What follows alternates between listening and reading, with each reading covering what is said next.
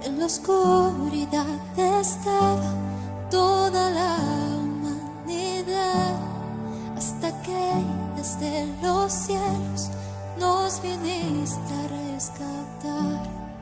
A través de una virgen elegiste tú nacer, y del trono descendiste, aunque sigues siendo rey.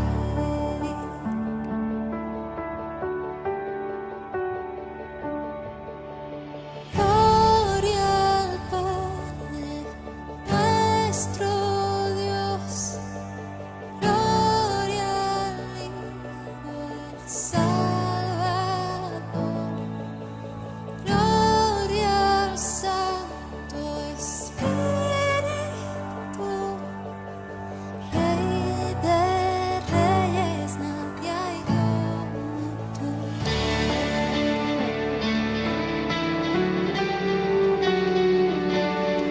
Para revelar tu reino y alcanzar el pecador, a la cruz no te negaste para darnos salvación.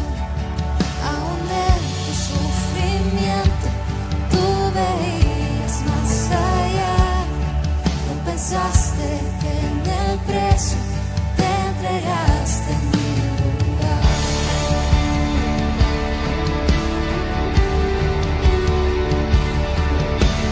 Gloria al Padre, nuestro Dios. Gloria al Hijo, el Salvador. Gloria al Santo Espíritu, Rey de reyes, nadie hay como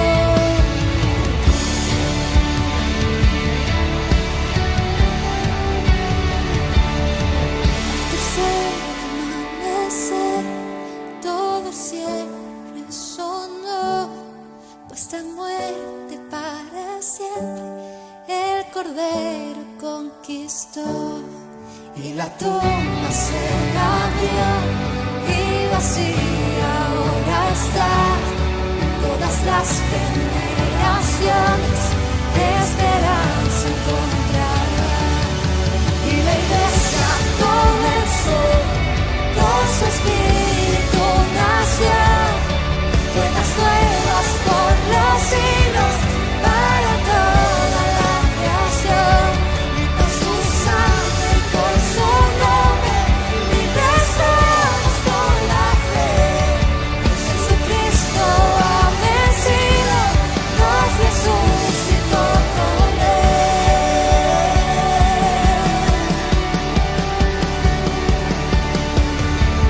Gloria al Padre, nuestro Dios.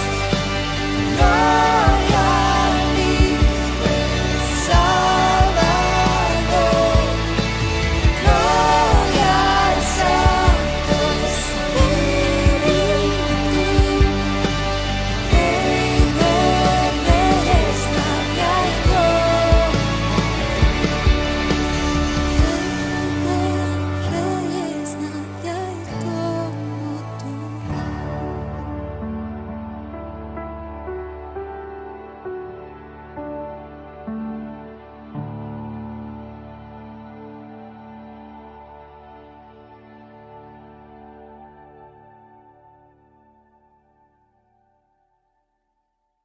Está dirigiendo al pueblo que ha sacado de Egipto. Y es una pregunta. ¿Qué pide Jehová tu Dios de ti? Sino que temas a Jehová tu Dios, que andes en todos sus caminos, y que lo ames y sirvas a Jehová tu Dios con todo tu corazón, con toda tu alma, que guarde los mandamientos de Jehová y sus estatutos que yo te prescribo hoy. Y mire lo que dice al final: para que tengas prosperidad. No le dice que la prosperidad va a venir por hacer causas de votos, ofrendas, diezmos, primicias, o pactar, o abrir cuenta del banco y dársela a la iglesia. Ahí dice, para que tengas prosperidad. Esto quiere decir que tiene un beneficio. Esto viene por causa, no es porque nosotros lo tengamos que recibir, sino viene por algo que se hace. Amén. Puede tomar su lugar. Cuando el Señor designa a Moisés para sacarlo de la esclavitud de Egipto, lo hace con un motivo, hermano. No lo hizo por cualquier razón insignificante. Tuvo un motivo específico. Y esto comienza desde que Dios habló con Abraham acerca de la necesidad de que saliera de Ur de los Caldeos a la tierra a la cual le mostraría. El mismo Señor lo desafía a Abraham a dejar Ur de los Caldeos, a su tierra, a su parentela, para cumplir un propósito. Y eso lo encuentra usted en Génesis capítulo 12, sobre el llamamiento de Abraham. Y Abraham tuvo un precio para poder dejar Ur de los Caldeos e ir por fe a una tierra que el Señor le mostraría, que más adelante sería la heredad para él y toda su familia, lo cual más adelante lo llaman la tierra de Canaán, la tierra que fluye leche y miel. Se consideraba la tierra prometida. Y entonces, de una u otra manera, no iba por la recompensa, sino iba por el modo en que Dios trata directamente con la persona. En aquel entonces comenzó Abraham a hacerlo. Y Abraham tuvo un costo. Primero, tener que dejar la tierra, su parentela, su familia, tomar a su esposa, su sobrino Lot, e irse de la área de Ur de los Caldeos al lugar a donde el Señor le empieza a mostrar. Empezó a andar como nómada errante de un lugar hacia otro, de una ciudad hacia otra. Y cuando llega a la tierra de Canaán, aún estaba siendo habitada, estaba comenzando a hacerse una ciudad. Pero dijo el Señor, la tierra que tú estás pisando, esta tierra te la voy a dar a ti y a toda tu descendencia. Pero aún no estaba siendo conquistada, aún todavía no estaba tomando posesión de ella. Se le está dando por una promesa. Y entonces Abraham tuvo que experimentar el proceso, hermanos, de vivir una vida de fe, una vida consagrada, una vida que le agradara a Dios para que pudiera en cierta manera llenar los requisitos que Dios quería de Abraham. Y para que eso pasara, hermanos, se necesitaba que Abraham fuera un hombre que dependiera totalmente de Dios. Escuche, para que Abraham fuera bendecido, tenía que aprender a depender totalmente de Dios. Se lo vuelvo a repetir, para que Abraham fuera bendecido, tenía que depender totalmente de Dios.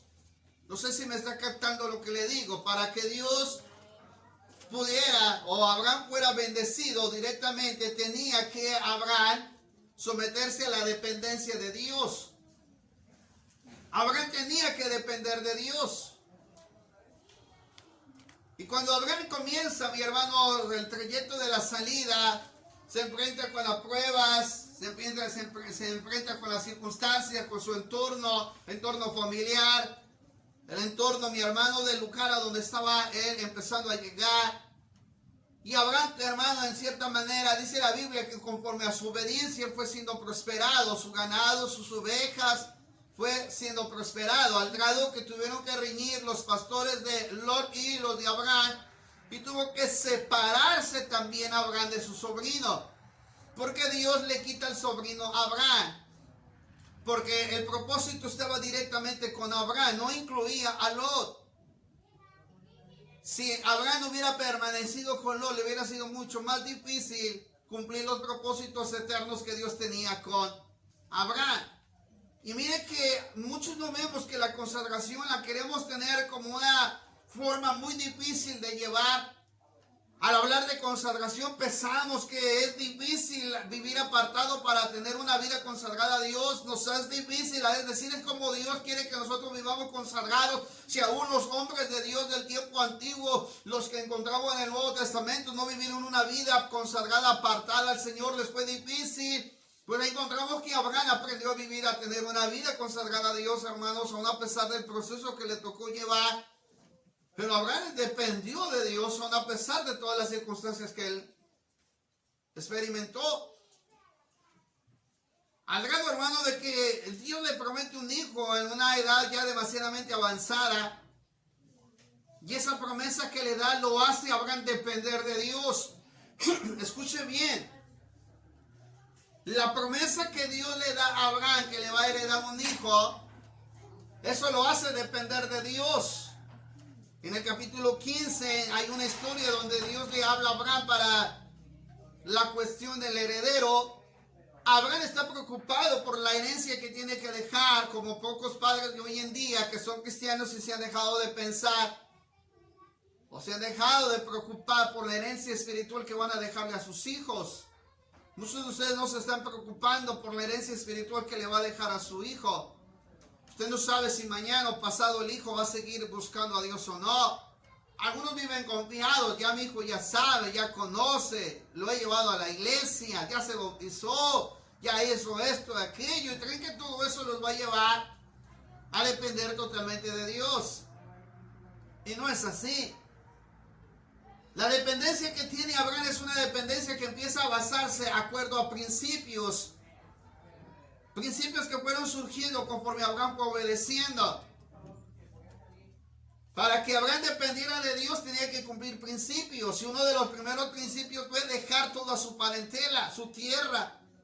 Dejar la comodidad en la que estaba. Era una ciudad muy idólatra. Al grado que tuvo que dejarla. Tuvo que dejar a su propio padre.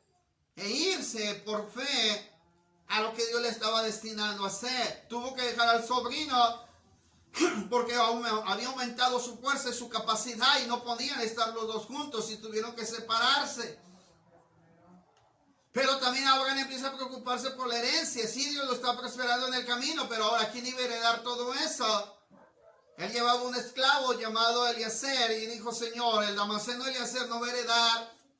No me ha dado prole para saber quién me va a heredar. Y de repente el Señor le da la promesa de su hijo, Isaac. Pero dentro de eso, la incredulidad de esta mujer llamada Sara, o Saraí, perdón. Después su nombre fue cambiado a Sara. Esta mujer dijo: ¿cómo yo siendo vieja voy a dar a amamantar a hijos a Abraham si yo ya soy una mujer de edad avanzada? Y esa mujer tiene duda de lo que Dios podía proveerle a su marido llamado Abraham.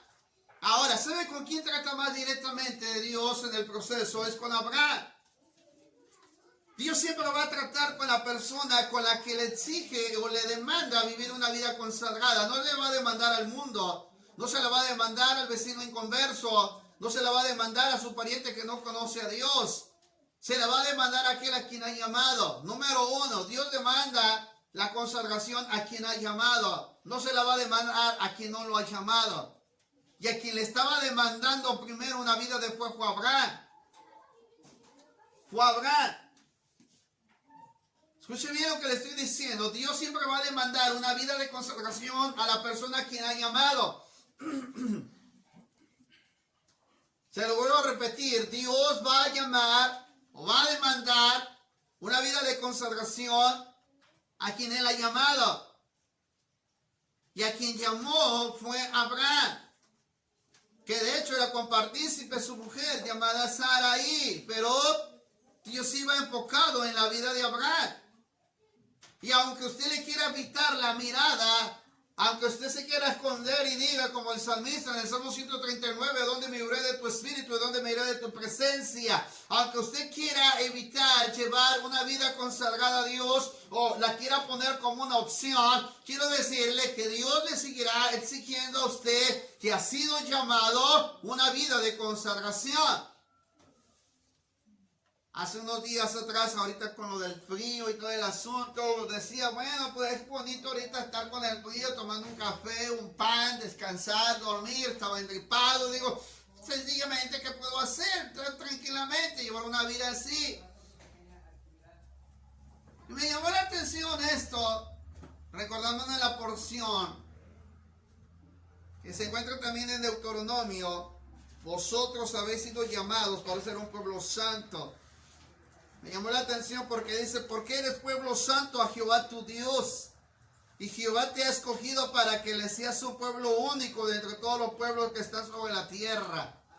Cuando me recordó esa porción, lo primero que me llamó la atención atención es la parte que dice, y Jehová te ha escogido para que seas su pueblo único, santo, de entre todos los pueblos que están en la tierra. Y cuando me llevó eso en la mente, me quedé callado y pensando en la demanda que tenemos los que hemos sido llamados a ser un pueblo santo, pueblo consagrado. Le vuelvo a definir esto porque voy a pasar a la segunda cosa. Dios no se lo va a demandar a su hijo que no tiene conocimiento de la escritura y que no ha llegado a la salvación. Dios no se lo va a demandar a su nuera que ni siquiera tiene todavía la salvación. Le va a demandar a usted, a mí me va a demandar la consagración porque usted ya fue llamada, ya fue escogida, ya le otorgó la salvación, ya le otorgó el Espíritu Santo, ya le otorgó el don del Espíritu Santo y ahora usted es a quien Dios le está llamando para que viva una vida consagrada a Él. Pero es a usted, no es opcional. No es que es para mi marido.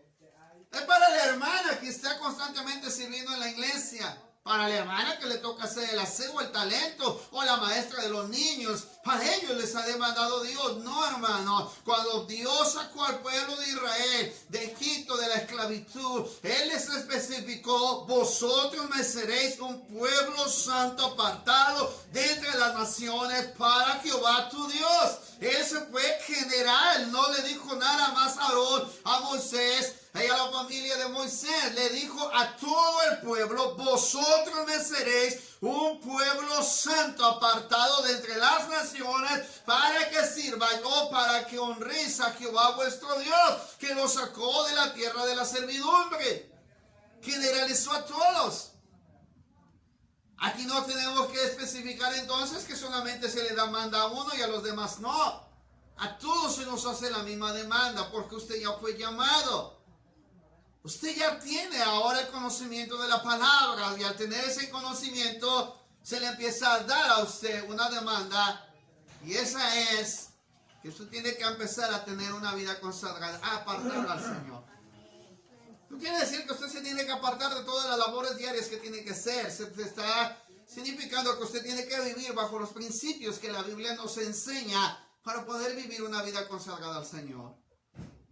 Y eso no es fácil, hermano. Hay muchos predicadores que hoy dicen que nos estamos yendo al concepto de la santidad y le estamos enseñando como un principio que casi nadie lo puede cumplir. Perdón, entonces me hago una pregunta. ¿Por qué el Señor dijo en Tesalonicenses, el mismo Dios de paz os santifique por completo espíritu, alma y cuerpo, sean irreprensibles hasta la venida del Señor? Porque el apóstol Pablo le dice a sus lectores que tenían que vivir una vida irreprensible, es decir, sin mancha, que no tenía pecado, que no tiene una condenación que le culpe hasta la venida del Señor. Le está diciendo que el concepto de vivir una vida consagrada depende de quien ha sido llamado. Y usted es el primer responsable de vivir una vida consagrada al Señor. El segundo principio, hermano, que Dios le pone a Abraham, así como al pueblo de Israel, nos llama mucho la atención de cuando Dios le pide el hijo a Abraham. Cuando Abraham va al rumbo al monte Moria y le había dado ya su hijo de promesa, había nacido, que andaba en una edad casi adolescente, Isaac. El muchacho le pregunta, Señor, ya llevamos el fuego, llevamos la leña, ¿dónde está el cordero para el holocausto? Abraham de cierta manera trata de que Isaac asimilara y le dice, Jehová proveerá un cordero para el holocausto. Dentro del concepto que encontramos ahí, había un precio que tenía que entender Abraham sobre la promesa que se le había dado de su hijo. Abraham había hecho un compromiso con Dios y Dios había hecho un compromiso con Abraham, según Génesis 15. Pero ahora Dios quería probar qué tan dispuesto estaba Abraham a vivir, hermano, en una vida consagrada, una vida de fe directamente a su Dios, a quien él había llamado. La segunda cosa es la dependencia que tenemos nosotros, la dependencia que tengo de quien me ha llamado. ¿Qué tanto dependo yo del Dios a quien me ha llamado? ¿Qué tanta fe le permanezco? ¿Qué tanta fidelidad le doy? ¿Qué tanto puedo entregarme a Él? Dios le enseña a Abraham a depender de Dios, pero le pide algo mucho más valioso de lo que usted y yo nos imaginamos. Si usted a lo mejor dice, le estaba pidiendo a su hijo, pero Abraham era el único hijo que tenía. A lo mejor para usted no es difícil dar uno porque tiene 2 o tiene 3, a lo mejor tiene 4. Dije, bueno, pues se pueden llevar uno, no hay tanta culpa, porque al menos todavía hay alguien que puedo yo ver y amar.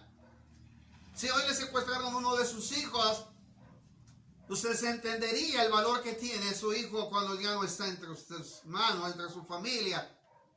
Ahorita no lo valora tanto porque lo tiene seguro y al alcance. Pero el día que ya no lo tenga entre sus brazos, es que le tengan que decir el costo que tiene que pagar para que le den al hijo, ahí se dará cuenta el precio que tiene y cuántas veces ignoramos el valor que tenemos. ¿Sabe que muchos han ignorado el precio que tiene la consagración porque no han experimentado lo que se demanda o lo que se pide cuando nos tenemos que consagrar? Dependencia. Una cosa es que Dios me llame para que yo sea consagrado, para que le sirva, para que le busque, pero otra cosa es aprender a depender de Él. Y depender de Él, hermano, es una fe ciega. Yo he dicho que depender de Dios es una fe ciega porque no lo veo, pero tengo que creer y tengo que entender que existe, que está en medio de cada una de las circunstancias que experimento. Cuando se tiene todo al alcance, hermano, podemos decir que dependemos de Dios porque usted lo tiene, pero cuando no se tiene nada, cuando no tiene el recurso, cuando no tiene ni siquiera de dónde va a pensar para comer mañana, es ahí donde se da uno cuenta que vamos a aprender a depender de Dios. Mientras no tenía Abraham a Isaac, estaba dedicado, estaba ahí buscando, estaba creyendo en la promesa, pero no estaba Abraham, no tenía su hijo. Ahora que ya tenía el hijo, ahora que ya se le había dado la promesa, ya lo tenía entre sus brazos, ya había nacido, habían desechado a Ismael y Agar. Ahora Dios le dice a Abraham, Abraham, necesito un sacrificio, dame a tu hijo, tu único hijo, y necesito que me lo entregues. Ve al monte Moria y allá vas a ofrecer un sacrificio. Allá quiero que me entregues en sacrificio a tu hijo. ¿Sabe que hay una prueba? Y esa prueba es la evidencia de que tanto amamos al Dios que nos ha pedido que nos consagremos a Él. Que tanto amamos a ese Dios a quien nos pide de nosotros que nos apartemos y nos dediquemos para Él. No es bueno ni es fácil decir, yo vivo una vida consagrada a Dios, si no hemos aprendido a amar a ese Dios que nos ha pedido que nos apartemos para Él. Porque para aprender a depender de Él se necesita tener un amor, pero un amor que dependa totalmente de todas las circunstancias en las cuales nosotros seguiremos permaneciendo, aun a pesar de lo bueno o lo malo que tengamos. Y para eso, mi hermano, está el ejemplo de Abraham y el ejemplo de Job. A Abraham se le pide el hijo y él no duda de llevárselo a aquel que se lo había otorgado. No duda de llevarle lo que le está pidiendo. Porque el mismo Dios que le había sacado de Ur de los Caldeos era el mismo Dios que le había prometido que tendría una descendencia como la arena del mar y como las estrellas del cielo. El mismo Dios que le había dicho, no vas a quedarte sin tener un heredero. Yo te voy a dar un hijo que saldrá de entre tus lomos, aún en tu vejez. Pero ahora que está en el monte Morián, estaba una prueba en la cual tenía que evidenciar totalmente su confianza y su plena fe de que realmente él estaba creyendo en ese Dios, el Dios Shaddai, el omnipotente, y ahora la prueba estaba delante de sus propios ojos. Su hijo tenía que ser consagrado en sacrificio a Jehová su Dios. Ya lo puso, edificó el altar. Ahí cuando quisiera meterme de lleno a esta parte esencial, habrá no duda de hacer un altar. Abraham tenía una devoción genuina de buscar a Dios, aun a pesar de todo lo que pasaba a su entorno. Él nunca deja de ser un altar. Cada que él tenía la oportunidad hacía un altar. Cuando se vive una vida consagrada y dependencia total de Dios, nunca se deja de buscar el altar al Señor a quien nosotros honramos. Pero muchos, a pesar de todo lo que está pasando, han dejado de depender de ese Dios de paz, de ese Dios que tiene el poder, de ese Dios que tiene la autoridad. Abraham, hermano, hace un altar, aun cuando se le está pidiendo lo más valioso de su vida, que era su propio hijo. Está haciendo un altar. Lo más valioso que usted tiene en su vida, lo más valioso que usted tiene, mi hermano, es lo que le cuesta trabajo poder entregar. Y es nuestra propia vida. ¿Por qué nos cuesta trabajo entregar nuestra propia vida en sacrificio al Señor nuestro Dios para consagrarla? ¿Por qué nos cuesta trabajo darle a Dios lo que nos pide? ¿Por qué nos cuesta trabajo? Escuchen lo que le estoy diciendo. Nos cuesta trabajo ayunar, nos cuesta trabajo orar, nos cuesta trabajo venir a la iglesia, nos cuesta trabajo dedicarnos al Señor, nos cuesta trabajo servirle, le pensamos para hacer las cosas para obedecer al servicio al Señor. ¿Por qué nos cuesta trabajo? ¿Qué es lo que nos impide hacerlo? Abraham se le estaba pidiendo parte de su propia vida y era su hijo, y a él va y hace un altar, puso las piedras, las edificó, las construyó, ahí está, le hizo un altar. Y ahí Dios estaba examinando el corazón de Abraham. ¿Dónde te examina Dios el corazón? Él prueba lo que tú tienes y eso está en el altar. Hay altares que usted ha hecho, mi hermano, pero que tristemente ya han quedado en el olvido. Algunos, mi hermano, ya ni siquiera se presentan como una honra directamente al Señor. Su altar está descuidado. Y eso es una clara muestra de la pérdida de devoción que has dejado de tener a Dios. Algunos de repente me sorprenden cuando de repente llevan una vida o tratan de llevar una vida consagrada. Pero en el altar se da uno cuenta cuando su vida está consagrada o no.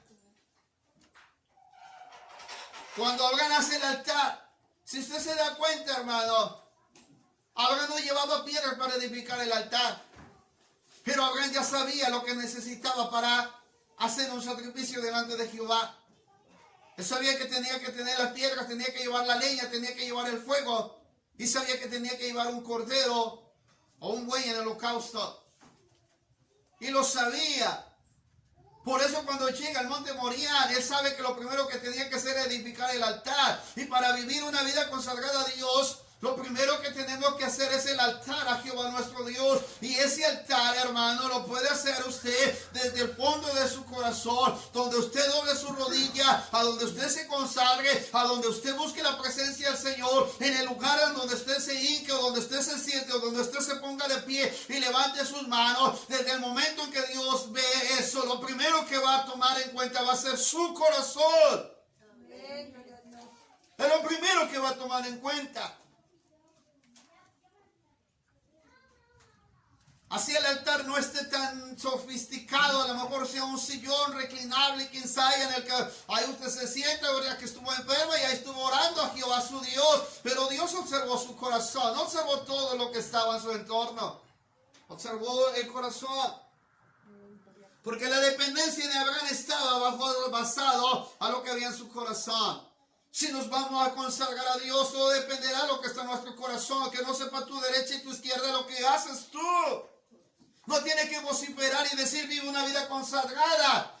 La consagración siempre va a resaltar como lo vio la mujer de Sunem. Ahí, ese que va caminando ahí, ese que pasa todos los días enfrente de mi casa, ese que anda ahí, que ve de un lugar hacia otro, ese es un varón de Dios. ¿Y cómo lo identificó? ¿Cómo lo sabía? Él no andaba vociferando diciendo que era un varón de Dios. Quien lo vio fue una mujer llamada la Sunamita, la mujer de Sunem, una mujer importante, que ella vio la necesidad de ponerle lo que Eliseo necesitaba. Cuando Dios ve nuestro altar, Él será propicio para poner lo que necesitamos. Por eso Abraham dijo, Jehová proveerá el cordero para el holocausto, porque Dios sabe que yo voy a hacer mi parte, Él hará la suya. Abraham no estaba preocupado en el cordero porque sabía que su hijo era el cordero y porque sabía que lo estaba llevando con todo el temor y con todo el temblor de su vida. Él sabía que le iba a entregar a su propio hijo. Él sabía que no había necesidad de preocuparse por la especie del animal, sino que estaba entregando lo más valioso que había en su propia vida y era su hijo. Usted se está preocupando en cómo se arrodilla, en que cómo se va a vestir, en que si se peinó para orar a Dios. Usted está preocupado en que si leyó la Biblia o no la leyó, en que si cumplió el requisito del ayuno o no. ¿Y por qué no se preocupa por examinar primeramente su corazón y su conciencia para saber si así le va a agradar a Dios o no? La consagración depende de lo que está en nuestro corazón, qué tanto amamos a Dios y así como lo amemos será nuestra expresión hacia Él. Cuando Abraham, hermano, entrega al hijo, empezó a formar el altar, para él no era difícil hacerlo. Puso la leña, acomodó todo lo que necesitaba, ató al hijo de manos y pies. Ahora, lo que es más sorprendente es que el hijo estaba vivo.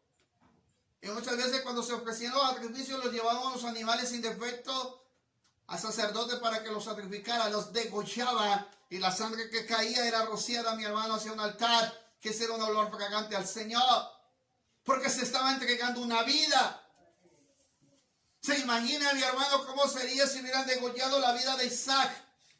Le hubieran cortado la yugular y al cortar la yugular tener que mover el cuello a la derecha para que brotara la sangre. Y eso era algo mucho más valioso de lo que usted se imagina. Abraham mismo sabía que estaba llevando su propia vida, vida por vida. ¿Y cómo cree que se sintió el mismo padre al entregar a su propio hijo?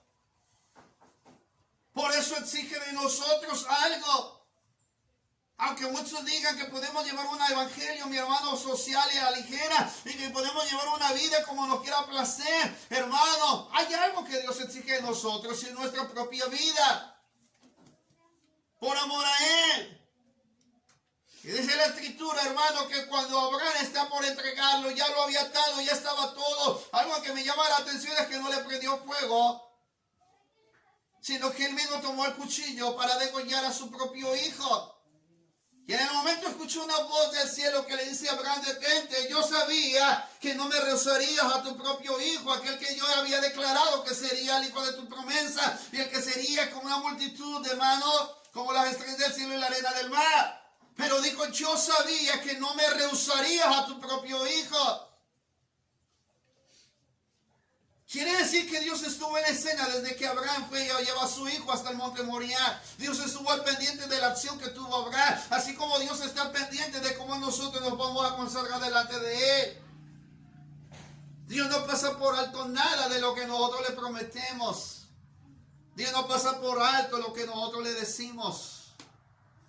Aunque yo esté trabajando materialmente, no se me tiene que olvidar que tengo que tener una vida consagrada a Él.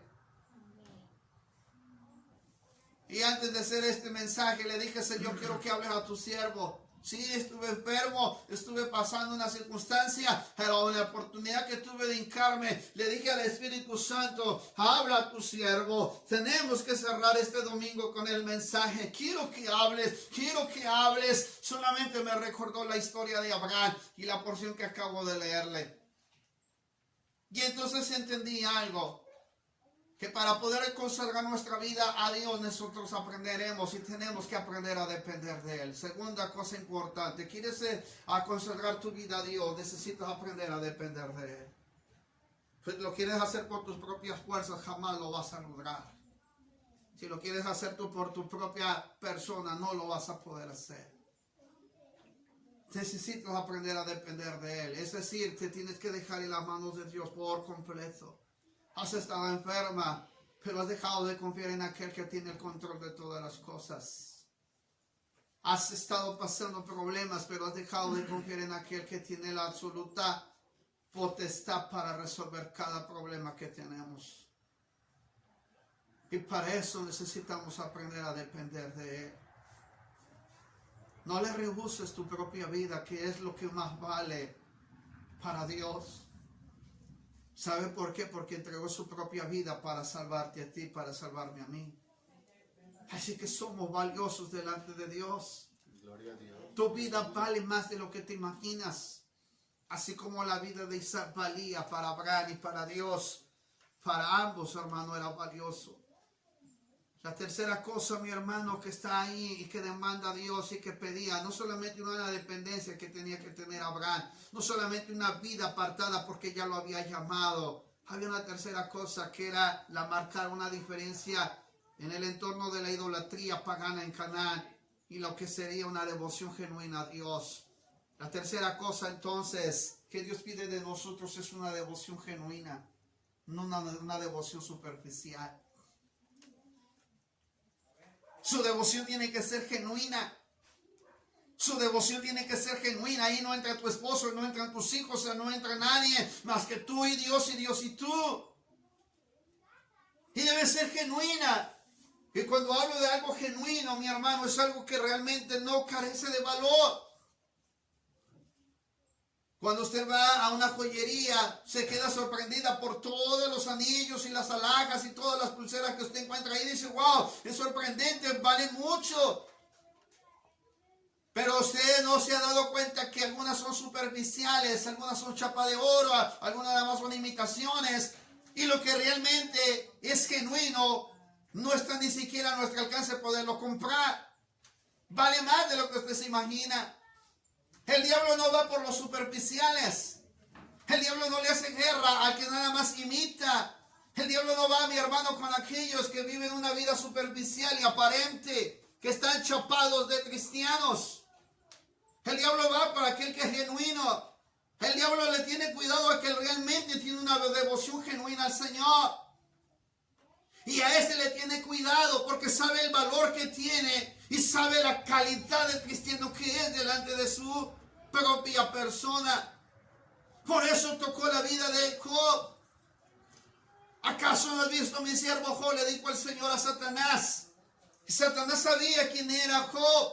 Sabía la lealtad, la integridad, la fe genuina, la devoción que tiene, porque el mismo Job, abriendo el libro, comienza usted, un hombre temeroso, un hombre apartado, un hombre que hacía altar, un hombre que tenía devoción, un hombre que ofrecía sacrificio, un hombre que oraba a Dios, un hombre que a pesar de que su mujer le dijo, maldice a tu Dios y muérete, el mismo Job dijo, ¿acaso de Dios no vamos a recibir males o bienes nada más? Vamos a recibir el bien y el mal, lo tenemos que recibir. Y en ninguna de las palabras Job, mi hermano, pecó contra Dios, porque fue un hombre que pudo aprender a vivir una vida genuina, una vida devocional genuina delante de Dios, y que no había nada que se le fuera a quebrantar a la vida de Job. La devoción genuina no se basa nomás porque estuviste enfermo y buscaste a Dios, y mientras lo buscaste entre tu enfermedad tuviste una devoción y crees que con eso ya te consagraste a Dios. A veces nos engañamos y decimos, yo vivo una vida consagrada a Dios. Una vida consagrada a Dios, le voy a decir cómo es para terminar. No solamente demanda una devoción genuina para nosotros. La sorprendente vida de aquel hombre llamado David, que después de que peca, aún a pesar de pecar, él le dijo, no quites de mí tu Santo Espíritu, no quites el gozo de mi salvación, y Espíritu noble me sustente.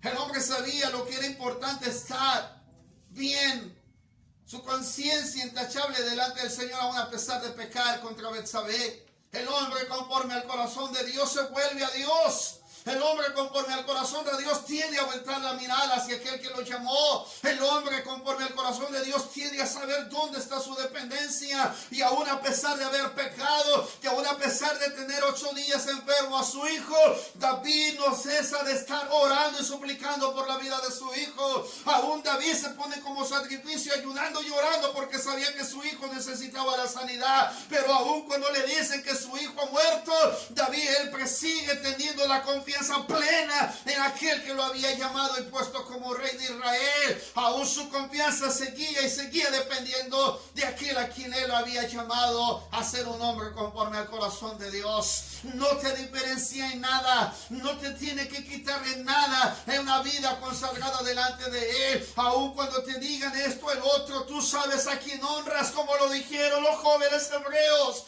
Yo sé, nosotros sabemos, y sepa tú, oh Dios, que el Dios a quien honramos puede librarnos del horno ardiendo, y de tu mano, Dios, también nos librará. Le dicen al rey, de tu mano, rey, también nos librará. Estaban conscientes que el Dios a quien estaban honrando podía librarles del horno, del fuego, de la prueba que estaban enfrentando. La consagración siempre va a llevar una devoción genuina. Aún estés enferma, tu devoción tiene que permanecer. Aún cuando te digan que tienes una enfermedad que te está denigrando, te está acabando, o que prácticamente te va a acabar por la vida, tienes que seguir permaneciendo fiel en tu devoción a aquel que te llamó. Aún cuando te digan las circunstancias adversas, tienes que mantener tu devoción genuina a aquel que lo ha hecho para con nosotros. No es fácil vivir una vida de dependencia, de consagración genuina y de permanecer en el llamado que Él nos hizo a nosotros para vivir apartados delante de Él. No es fácil, pero Dios lo pide. Dios no nos demanda que vivamos apartados para Él. Yo quiero concluir de esta manera de los tres conceptos que le he dicho. Uno, Dios llama a cada uno de nosotros. Nos llamó a nosotros a vivir una vida consagrada para Él desde el momento en que te llamó, y no es opcional. Desde que conociste a Jesús como Señor y Salvador de tu vida, desde ahí ya tuviste el conocimiento del bien y del mal. La segunda cosa, te está pidiendo una vida de dependencia absoluta a Él. Así como Abraham tuvo que entregar a su propio hijo por amor a Él, su propia vida, vida por vida. Y la tercera cosa, te está pidiendo una devoción genuina. No superficial, sino que tiene que ser genuina, que tienes que saber que en la mañana se tiene que orar, por la noche se tiene que orar, que tienes que leer la Biblia no por obligación, no por cumplir, no porque tengo que hacerlo, no porque no tengo otra cosa que hacer, sino porque tiene que ser una devoción genuina. Ahí nadie entra, hermano, ahí nadie más entra más que tú y Dios.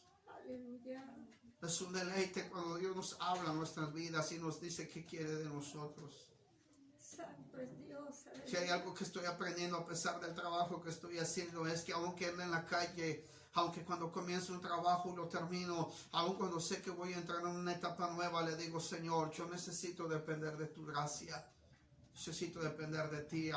Me había surgido un problema en uno de los trabajos que estaba haciendo, y antes de irme le dije, Señor, yo sé que aunque es un trabajo que es para una persona inconversa, Señor, yo quiero que tú me ayudes en medio de mi necesidad. Cuando llegué a ese lugar, pareciera que ya me habían anticipado. Me hablaron casi 3 veces seguidas por un problema. Cuando yo llegué ahí, yo llegué pensando en cómo lo iba a solucionar, no en qué iba a decir o cómo lo iba a hacer. Cuando llegué y vi todo el asunto, dije tanto que me estaban hablando para al final nada más era una circunstancia que ni siquiera estaba en mis manos y que tampoco había sido problema mío. Le di la solución.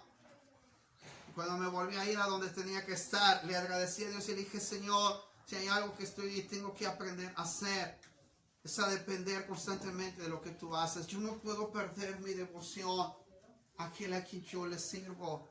Aun cuando haga frío o haga calor, aun cuando se esté enfermo o tengas temperatura o estés a punto de morir, con todo eso yo me gozaré en el Dios de mi salvación. Habacuc lo dijo, aunque no haya ovejas, aunque no haya, mi hermano, vides, o no haya fruto en las vides.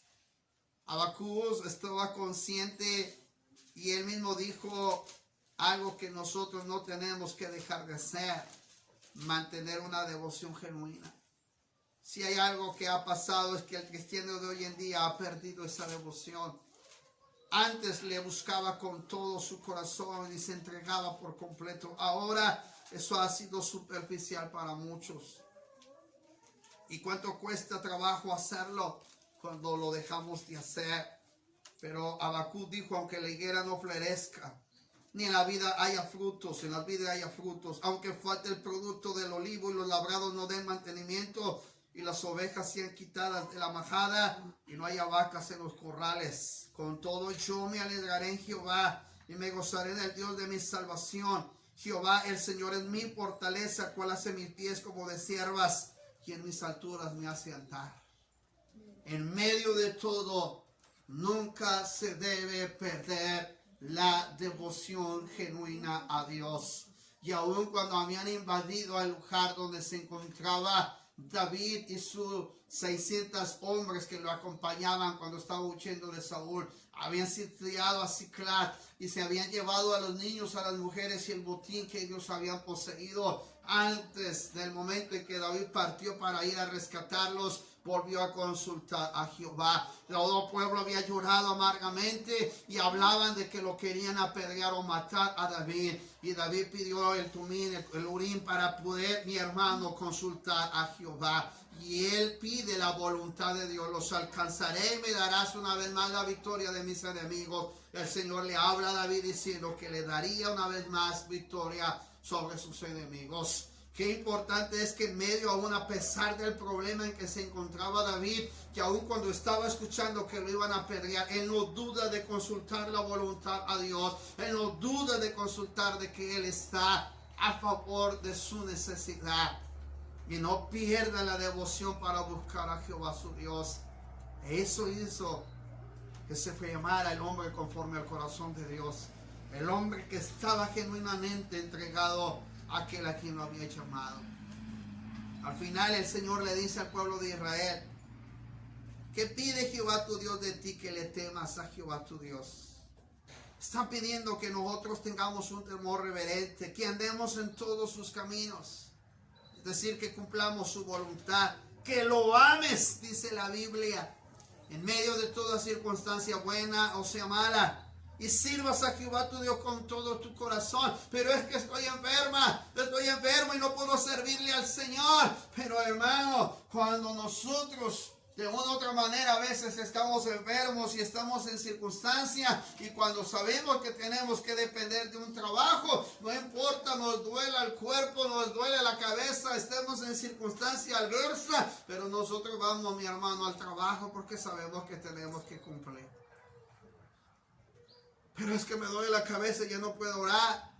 Me acuerdo aquella anciana que dijo, aún cuando me dolía la cabeza y sentía punzadas que me dolían y sentía que la cabeza me iba a reventar. Recuerdo bien que agaché mi cabeza, la puse reclinada, pegada al sillón, y aún me agarré la cabeza y le dije, Señor, aún con todo este dolor de cabeza que tengo, no tengo que dejar de honrarte. Y si aún el diablo me quiere ver humillada, sufriendo y llorando por un dolor de cabeza, pues aún así, Señor, he de honrarte en medio del dolor y el hecho del dolor te he de honrar. Dice que agarró su cabeza y lloró, ahí lloró abundantemente, aún a pesar de que sentía que se le entraban como agujas en la cabeza. Ella siguió orando hasta que se quedó dormida. En el lapso del permitirle al Señor el sueño, ella soñó como le abrían la cabeza y le empezaban a meter unas manos que le empezaban a operar la cabeza. Después veía cómo le cerraban, le cubrían de cabello nuevo, le dejaron la piel nueva, y había terminado de haber observado esa visión o ese sueño. Para la mañana siguiente, sus hijos ya la habían acostado en la cama. Esta mujer se quedó dormida del dolor, pero también de la confianza de que Dios obraría un milagro en su vida. Al siguiente día que ellas la levantan, le preguntan, mamá, mira, te quedaste dormida, te oímos llorar, pero algo que oímos fue, Señor, sáname. Tu oración era, Señor, sáname. Tu oración era, Señor, te quiero servir. Señor, yo te quiero honrar. Señor, yo te quiero alabar. Y si mi cabeza, Señor, es un obstáculo, si es necesario,